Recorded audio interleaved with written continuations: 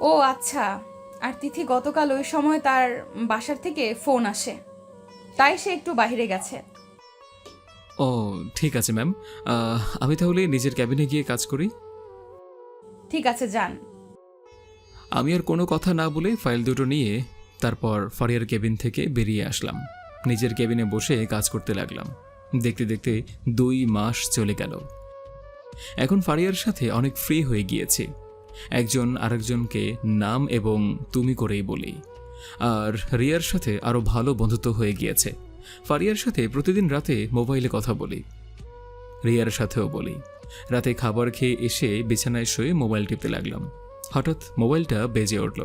তাকিয়ে দেখি ফারিয়া ফোন দিয়েছে। আমি কলটা রিসিভ করে বললাম, কেমন আছো? কি করো? খাবার খেয়েছো? বাসা সবাই কেমন আছে? আরে আস্তে আস্তে বলো, এতগুলো প্রশ্ন করলে কোনটার আগে উত্তর দিব? ঠিক আছে, একটা একটা করে বলো। আমি ভালো আছি। খাবার খেয়ে এসে বিছানায় শুয়ে তোমাকে ফোন দিলাম। আর আব্বু আম্মু সবাই ভালো আছে। এবার তোমারটা বলো। আমিও ভালো আছি। খাবার খেয়ে এসে বিছানায় শুয়ে মোবাইল টিপতেছিলাম আর কি। হঠাৎ তুমি ফোন দিলে। ও, আচ্ছা ফারিয়া, তোমাকে একটা কথা জিজ্ঞেস করি, রাগ করবে না তো? কি কথা বলো, আমি রাগ করব না। আচ্ছা, তুমি কি কখনো কারোর সাথে প্রেম করেছো বা কোনো ছেলেকে পছন্দ করতে? আজ পর্যন্ত তেমন ছেলে পাইনি, আর পাবো কেমন করে? সারাক্ষণ পড়ালেখা নিয়ে ব্যস্ত ছিলাম, তাই কোনো ছেলের সাথে প্রেম ভালোবাসা করা হয়নি। তবে আমি এখন একটা ছেলেকে পছন্দ করি, কিন্তু সে করে কিনা সেটা আমি জানি না। তবে তার কথাবার্তা চলাফেরা বলে সেও আমাকে ভালোবাসে। ফারিয়ার মুখে এমন কথা শুনে মনটা খারাপ হয়ে গেল। ফারিয়াকে পাওয়ার জন্য নিজেদের অফিস ছেড়ে তাদের অফিসে চাকরি করি, আর এখন নাকি সে অন্য কাউকে পছন্দ করে। আমার কোনো কথা না শুনে ফারিয়া বলল, কি ব্যাপার রাসেল, তুমি কোনো কথা বলছো না কেন? কি হয়েছে তোমার? আসলে তেমন কিছু না। আর ছেলেটাকে তা কি জানতে পারি? সেটা সময় হলেই জানতে পারবে।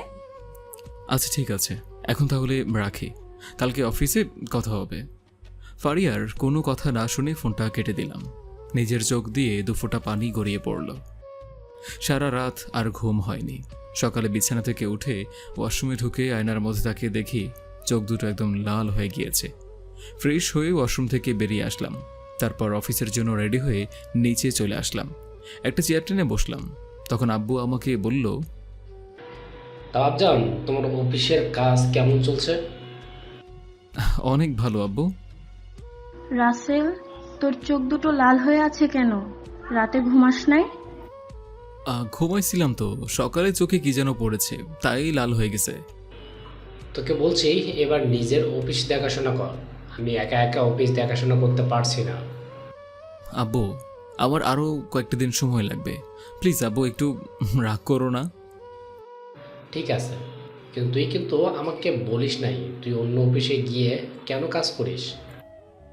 আব্বু, সেটা সময় হলেই জানতে পারবে। তুমি এই কথা আমাকে আর জিজ্ঞেস করো না। ঠিক আছে, করব না। এবার নাস্তা করে অফিসে যা। আমি আর কোনো কথা না বলে নাস্তা করে বাসা থেকে বেরিয়ে আসলাম।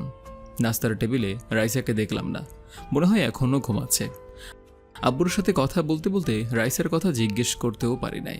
তো চলুন, অফিসে যেতে যেতে আপনাদের একটা কথা বলি।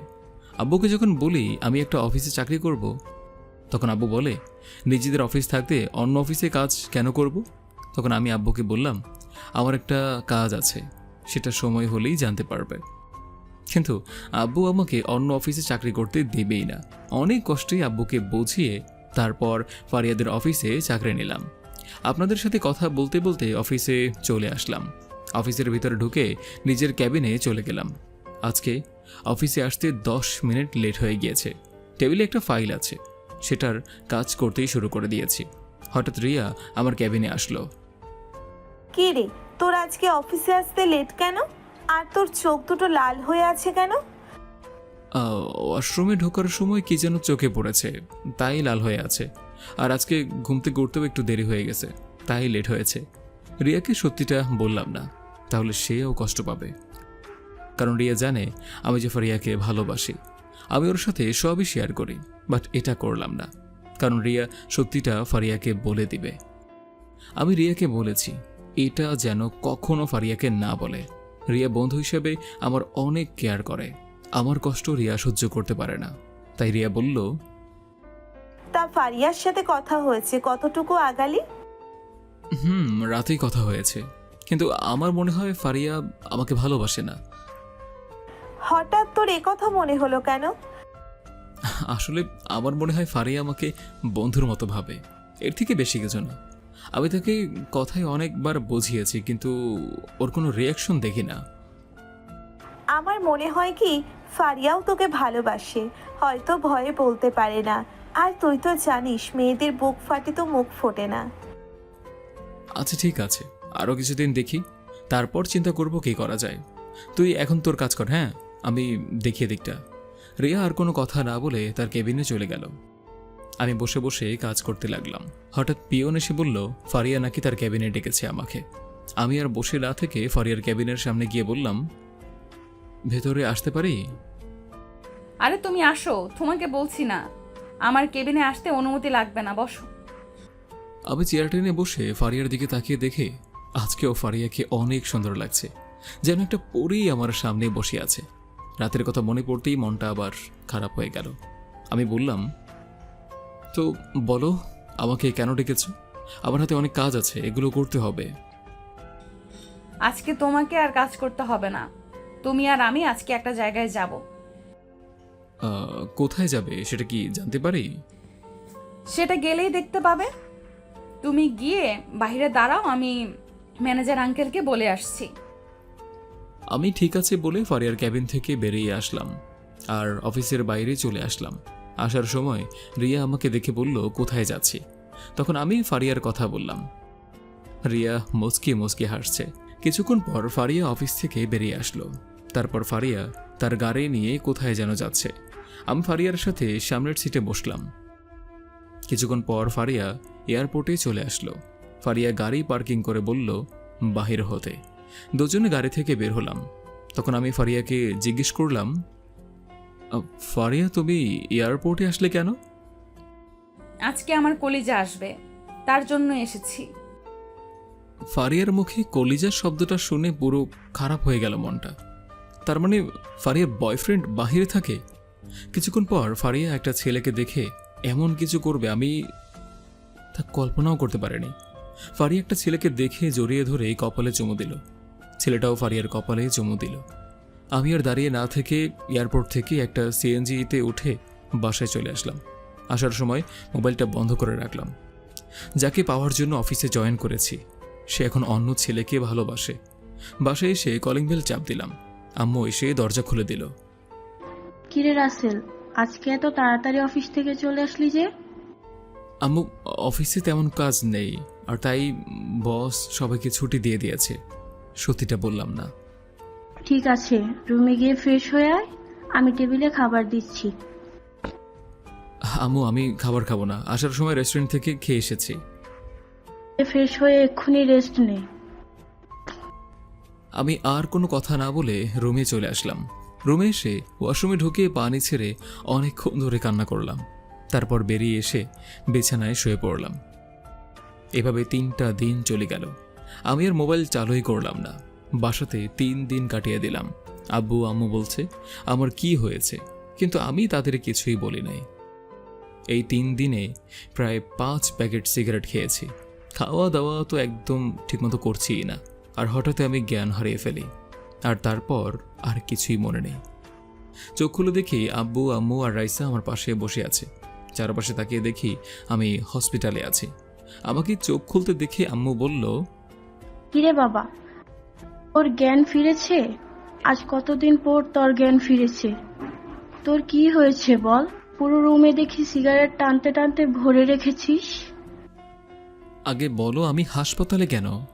কি হয়েছে আমার? তোকে দুপুরে খাবার খাওয়ার জন্য তোর রুমে ডাকতে গেছি, কিন্তু তোর রুমে গিয়ে দেখি তুই নিচে পড়ে আছিস। তখন তোর বাবাকে ফোন দিয়ে বাসায় আনি। দারোয়ান তোকে ধরে গাড়িতে ওঠাই, হাসপাতালে নিয়ে আসি। তারপর ডাক্তার বলেছে তুই ঠিক মতো খাওয়া দাওয়া করিস নাই, এ কারণে তোর শরীর দুর্বল হয়ে গেছে। এবার বল কেন এমন করেছিস? তাহলে শোনো। তারপর আম্মু আব্বুকে আর ফারিয়াকে সব কথাই খুলে বললাম। তখন আব্বু বলল, তার মানে তুই ওই মেয়ের জন্য নিজের অফিস ছেড়ে তাদের অফিসে কাজ করছিস? আরে তুই বললে তো ওদের বাসায় বিয়ের প্রস্তাব পাঠাতাম। তারা হয়তো জানে না বাংলাদেশের বিজনেসম্যানদের মধ্যে একজন আমি। আব্বু ওসব কথা বাদ দাও। আমি আর ওই অফিসে কাজই করব না। এখন থেকে নিজেদের অফিসের দেখাশোনা করব। কাউকে জোর করে কখনো ভালোবাসা যায় না। ঠিক আছে, তুই যখন বলছিস তাহলে আর সামনে আগাবো না। তোরা থাক, আমি ডাক্তারের কাছে গেলাম, দেখি ডাক্তার কি বলে। তোকে কখন বাসায় নিয়ে যাওয়া যাবে? এই কথা বলেই আব্বু ক্যাবিন থেকে বেরিয়ে গেল। আমি আম্মু রাইসা কথা বলছি। পরের দিন সকালবেলা বাসায় নিয়ে আসা হলো আমাকে। আমি এখন ভাবছি কালকে গিয়ে রিজাইন লেটারটা দিয়ে আসব এবং আমার সার্টিফিকেটগুলোও নিয়ে আসব। পরের দিন আম্মুকে বলে অফিসে চলে আসলাম। আজ 6 দিন পর অফিসের ভিতরে ঢুকে নিজের ক্যাবিনে চলে আসলাম। তারপর চেয়ারে বসে কম্পিউটারে রিজাইন লেটারটা টাইপ করলাম। টাইপ করা শেষেই ফারিয়ার ক্যাবিনের সামনে চলে আসলাম। ভেতরে আসতে পারি? ফারিয়া দরজার দিকে তাকিয়ে আমাকে দেখে দৌড়ে এসে জড়িয়ে ধরে কান্না করে দিল। আমি ফারিয়াকে ছেড়ে বললাম, কি ব্যাপার, আপনি কান্না করছেন কেন? ফারিয়ার চেহারার দিকে তাকিয়ে আমি পুরো অবাক হয়ে গেলাম। চেহারা কেমন শুকিয়ে গিয়েছে, চোখ দুটো একদম লাল হয়ে আছে। আমার মনে হয় ফারিয়া ঠিকমতো খাওয়া দাওয়া করেনি। ফারিয়া আমাকে বলল, তুমি আমাকে আপনি করে বলছো কেন? আর এতদিন কোথায় ছিলে? তোমার মোবাইল বন্ধ কেন? আপনি অফিসের বস, হ্যাঁ? আর আমি অসুস্থ ছিলাম, তাই তো আসতে পারি নাই। এবং আজকে থেকে আমি আর আপনার অফিসে চাকরিও করব না। এই নিন রিজাইন লেটার, আর আমার সার্টিফিকেটগুলো দিয়ে দেন। এটা তুমি কি বলছো? তোমার কি হয়েছে? তুমি অফিসে চাকরি করতে চাও না কেন? আর আমি অফিসের বস তো কি হয়েছে? তোমাকে বলছি না আমাকে নাম এবং তুমি করে বলতে? আমি কেন চাকরি ছেড়ে দিচ্ছি সেটা বলতে পারবো না। আপনি আমার কাগজপত্রগুলো দিয়ে দেন, আমার হাতে সময় নেই। তোমার কি হয়েছে রাসেল? প্লিজ তুমি একটাবার বলো, আমি তোমাকে ছাড়া থাকতে পারবো না। আমি ফারিয়ার হাতটা ছাড়িয়ে বললাম, আপনার কথা বুঝলাম না, আমাকে ছাড়া থাকতে পারবেন না মানে? তুমি আমার কথাতে বুঝতে পারছো না? আমি তোমাকে অনেক ভালোবাসি। প্লিজ রাসেল, তুমি আমাকে ফিরিয়ে দিও না। তোমাকে যেদিন অফিসে দেখি সেদিন তোমাকে আমার ভালো লাগে, এর জন্যই তোমার সাথে ফ্রিভাবে কথা বলি। আপনি না অন্য ছেলেকে ভালোবাসেন? ওই দিন তো দুজনকে জড়িয়ে ধরে কপালে চুমু বন্ধ খেয়েছেন। ফারিয়া আমার কথা শুনে হাসতে হাসতে বলল, তুমি জীবনের কথা বলছো? আরে ও তো আমার ছোট ভাই। দুজনে একসাথে বাইরে গেছি পড়ার জন্য, কিন্তু হঠাৎ আব্বু অসুস্থ হওয়ার কারণে আমি দেশে আসি। ওই দিন জীবনের একটা পরীক্ষা ছিল, তাই সে আসতে পারে নাই। আর জীবন আমার কলিজা, আমার জানের ভাই। তুমি তো কখনো বলোই নাই তোমার ভাই আছে। তুমি কি কখনো আমাকে জিজ্ঞেস করেছো? যদি করতে তাহলে বলতাম। আমি মনে করেছি তোমার আর কোনো ভাই বোন নেই, তাই জিজ্ঞেস করলাম না। আর তুমি না বলছো একটা ছেলেকে পছন্দ করো, তাহলে সেই কে? আরে সেই ছেলেটা তুমি। আব্বু আম্মুকে তোমার কথা সব আগেই বলে রেখেছি, তারাও তোমাকে পছন্দ করেছে। তাই আমি ভাবছিলাম সামনে আমার জন্মদিনে তোমার পরিবারের সবাইকে দাওয়াত দিব, আর ওই দিন আংটি পরিয়ে রাখবো। কিন্তু আজ 6 দিন ধরে তোমার কোনো খোঁজ খবর নেই। তোমার বাসাও চিনি না, তাই ঠিকমতো খাওয়া দাওয়া করি নাই। আমি আর কোনো কথা না বলে ফারিয়াকে জড়িয়ে ধরলাম।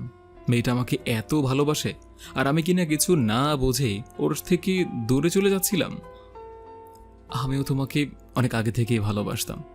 আমি একদিন তোমাকে রাস্তার পাশে দেখে পছন্দ করে ফেলি, আর তারপর তোমার পেছন পেছন এসে জানতে পারি তুমি তোমাদের অফিস দেখাশোনা করো। হঠাৎ অফিসের গেটে চোখ পড়ল লোক নেওয়ার বিজ্ঞপ্তি, আর তারপর আমার নামটাও দিয়ে আসি। আমি তোমাকে পাওয়ার জন্য অফিসে চাকরিও নিয়েছি, আর তুমি আমার আসল পরিচয় জানো না। ফারিয়াকে এখনো জড়িয়ে ধরে আছি আমি। তখন ফারিয়া বলল, তোমার আসল পরিচয় মানে?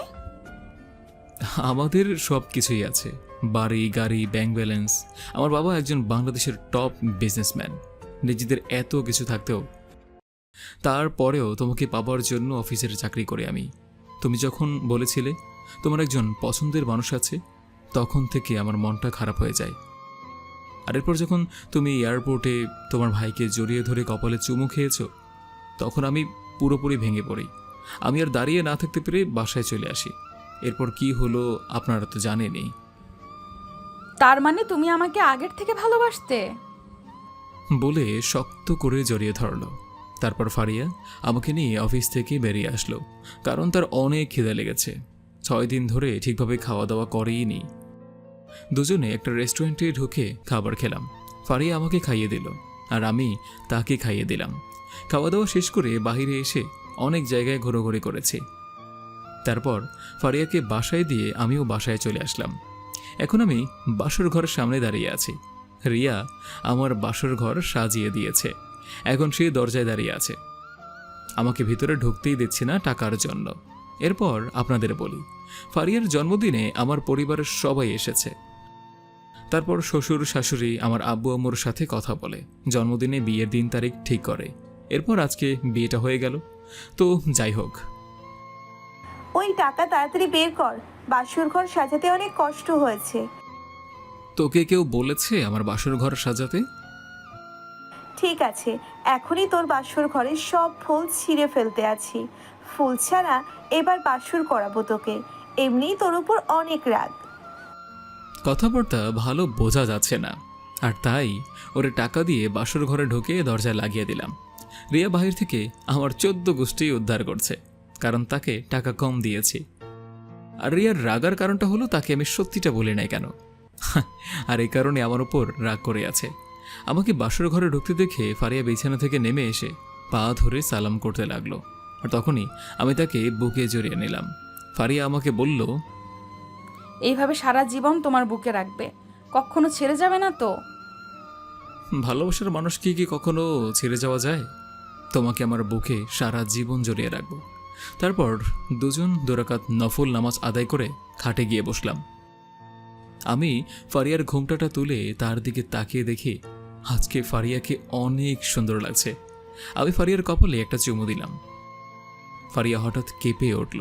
তারপর ঠোঁটে ঠোঁট লাগিয়ে করতে লাগলাম।